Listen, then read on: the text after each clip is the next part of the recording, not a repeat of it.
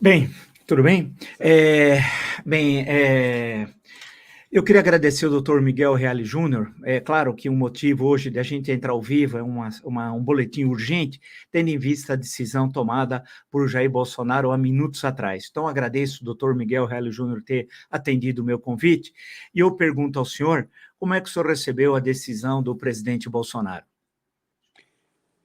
Vila, com muita perplexidade, com muita preocupação, independentemente da ausência de caracterização técnica do caso como graça, como um indulto individual, o que eu vejo é um confronto institucional muito grave.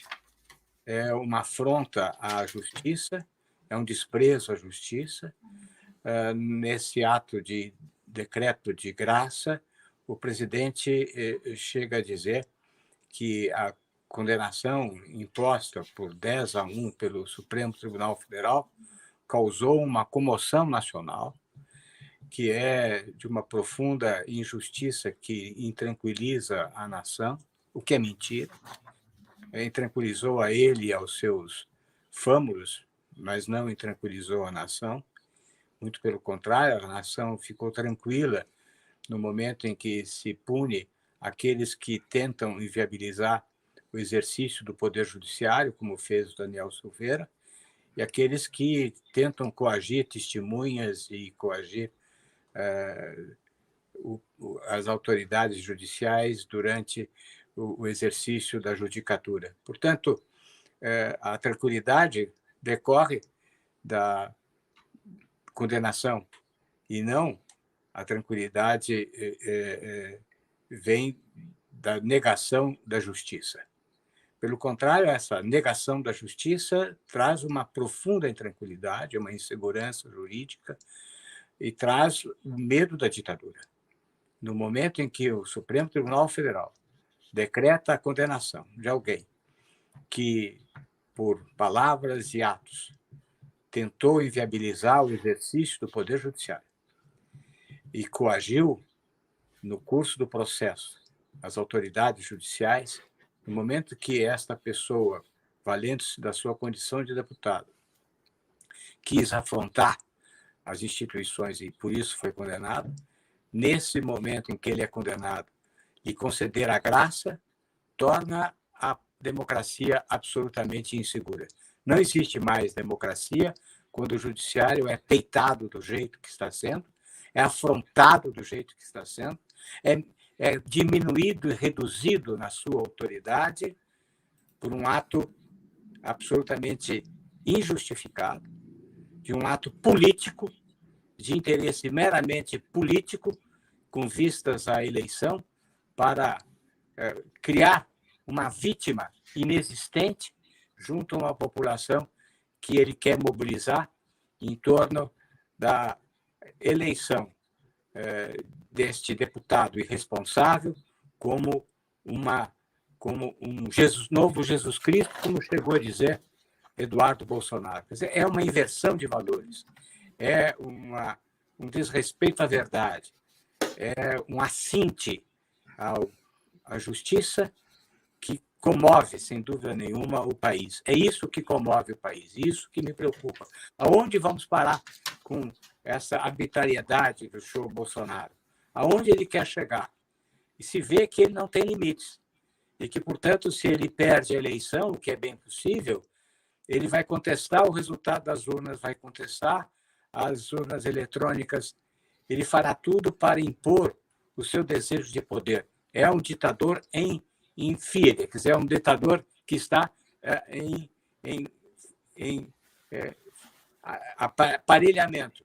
Ele está se aparelhando para decretar a ditadura, como fez a ditadura em 64, que interviu no Supremo Tribunal Federal, cassou ministros do Supremo Tribunal Federal, aumentou o número de ministros para garantir maioria, ou seja, no momento que se afronta a justiça, se derrota o Estado de Direito. Eu pergunto ao senhor, doutor Reale, eu sei que nós estamos no calor da hora, Mas qual as consequências desse ato do presidente da República?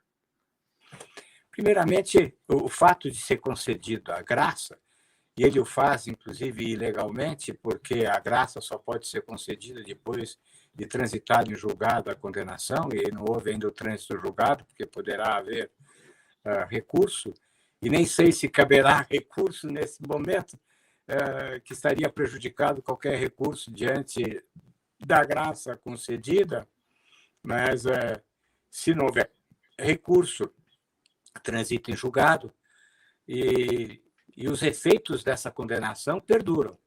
O presidente não sabe, e os seus asseclas do campo jurídico também devem ser ignorantes, não sabe que a graça ela apenas faz comutar a pena.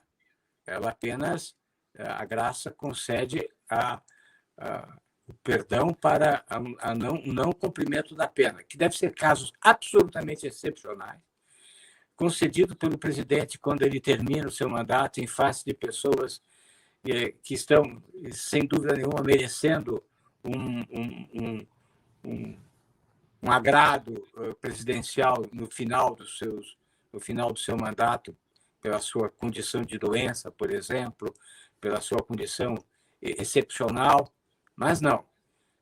Aqui, nesse caso, acabou de haver a condenação, um caso gravíssimo de violação das instituições praticada por Daniel Silveira, e o presidente concede.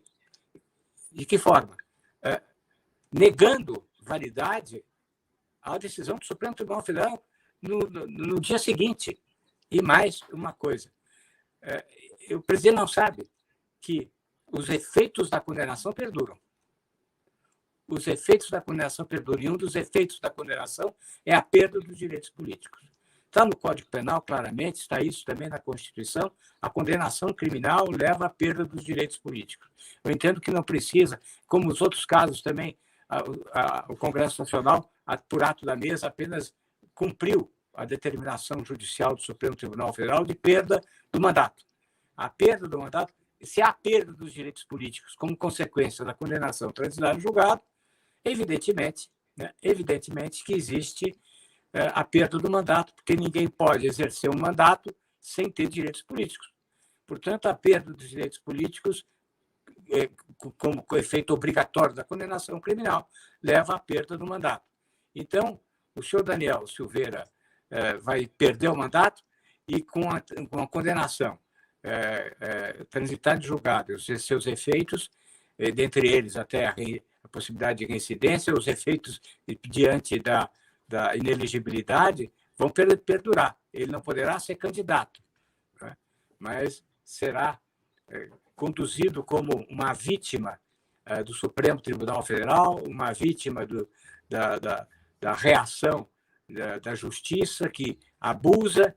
Esse é o discurso irresponsável, ilegal, passível de impeachment esse ato do presidente da República, que está previsto isso está previsto no artigo 85 da Constituição Federal, é uma das hipóteses de impeachment, a afronta ao exercício da justiça. Eu pergunto, deixa eu colocar uma questão para o senhor, por favor. O senhor já viu caso precedentes a esse? Segundo, para quem nos acompanha, doutor Reale, porque são questões Sim. intrincadas no campo do direito. Quer dizer que, enquanto ele for presidente, Jair Bolsonaro, outras decisões de condenações futuras do Supremo Tribunal Federal, ele poderá agir da mesma forma? Olha, nunca se imaginou um ato deste de afronta ao Poder Judiciário. A Constituição prevê, sem dúvida nenhuma, que isso possa ocorrer, tanto que estabelece no artigo 85, 2, o livre exercício do Poder Judiciário. Né? Ou seja, não há livre exercício do Poder Judiciário quando o presidente da República pode anular, no dia seguinte, uma condenação de um deputado que afrontou a liberdade do Poder Judiciário. Ele não está sendo condenado por um crime de difamação, um crime de opinião. Não. Ele afrontou, ele tentou inviabilizar através de ameaça, graves ameaças. Ele ameaçou, na sua fala, de forma contundente, ameaçou o Poder Judiciário e fez ameaças no sentido de que, se o Poder Judiciário cumprisse com a sua missão, ele deveria ser fechado. Ou seja, ele cometeu um crime através da prática de proposição de graves receios, graves perigos ao Poder Judiciário, se o Poder Judiciário cumprisse o seu trabalho. E, nesse instante em que ele é condenado por isso, o presidente comuta a pena. Ou seja, o presidente instaura o reino da absoluta arbitrariedade. O presidente, nesse instante, está dizendo: não constitui crime, é uma injustiça, através de graves ameaças, tentar impedir o exercício do Poder Judiciário. Ele está dizendo que impedir o exercício do Poder Judiciário é justo. Tanto justo que, ao ser condenado quem tentou impedir violentamente o exercício do Poder Judiciário, essa pessoa que é condenada no mesmo instante, no dia seguinte, menos de 24 horas depois, ele é beneficiado com a graça presidencial, que é o reconhecimento da injustiça da decisão ou da necessidade de se recompor a justiça que foi violada. Imagine. Ou seja, é de uma gravidade intensa. Ele está dizendo que, portanto, é legítimo que um deputado faça graves ameaças ao Poder Judiciário. E quando o Poder Judiciário reage a esse perigo, a criação fundamental do seu exercício, que é o perigo de não poder fazer a justiça, administrar a justiça, ele diz que isso não é crime. Veja a gravidade disso. Eu acho que, sem dúvida, é um caso do impeachment, está aqui previsto no artigo 85, que o presidente comete crime de responsabilidade quando ele atua contra o livre exercício do Poder Judiciário. Ele atua contra o livre exercício do Poder Judiciário na medida em que ele autoriza que deputados ameacem com graves perigos o Poder Judiciário. É lógico. É uma conclusão óbvia, não é?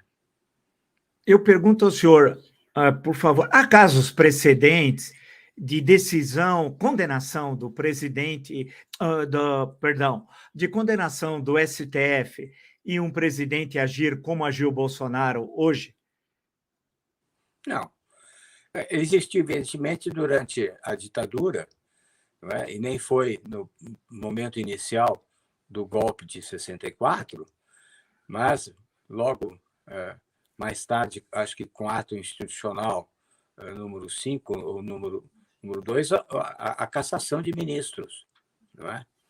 A cassação de ministros, vários ministros, aliás, os mais brilhantes ministros do Supremo Tribunal Federal foram cassados pela ditadura, como um Evandro Lins e Silva, um Hermes Lima, não é? O Vitor Nunes Leal. Vitor Nunes Leal, um dos mais brilhantes ministros que passaram pelo Supremo Tribunal Federal, o grande criador das súmulas vinculantes, e um sociólogo e pensador do processo político brasileiro. Em suma, houve mas aí era a ditadura. Então, nós estamos próximos da ditadura, porque é uma forma de cassação dos ministros. Os 10 ministros que ontem decidiram foram cassados hoje. Foram cassados. Eu acho que isso que o senhor está dizendo agora, eu ia perguntar justamente ao senhor. Nós estamos caminhando por uma ditadura? Nós já estamos entrando. E o ato de hoje é um ato de um ditador. O ato de hoje é um ato de violação da Constituição de forma muito grave. Na verdade, o que ele fez foi destituir os ministros do Supremo Tribunal Federal. Eu perguntaria ao senhor... É um ato de cassação.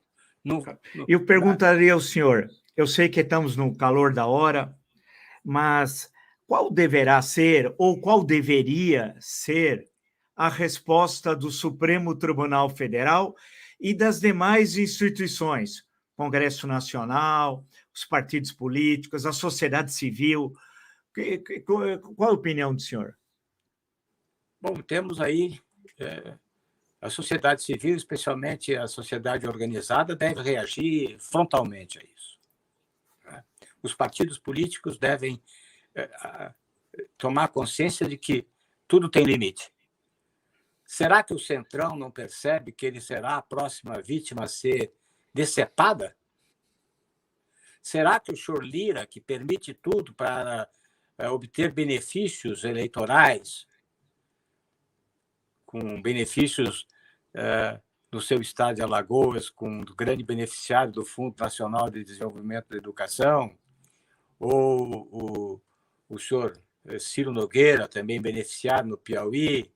Será que eles querem todas essas benesses ao preço de perder as condições do exercício político do cargo? Porque se ele afronta o Supremo hoje, ele afrontará os partidos amanhã.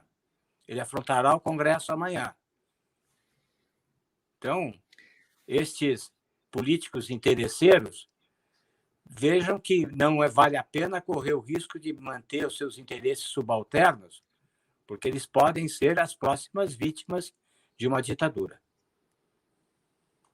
Eu agradeço muito, muito mesmo, o jurista, ex-ministro da Justiça, que sempre teve uma participação importantíssima na história do Brasil, mais ainda no Brasil recente, a partir da Constituição de 88, lembrar o processo de impeachment do ex-presidente Fernando Collor e da ex-presidente Dilma Rousseff. Então, doutor Miguel Reale Júnior... do Bolsonaro também, que está nas mãos, né? Exato. Nas mãos do Lira. Ou na gaveta, se o senhor assim preferir, na gaveta do Arthur Lira. Mas muito obrigado mesmo, e eu transfiro ao senhor o encerramento da nossa conversa.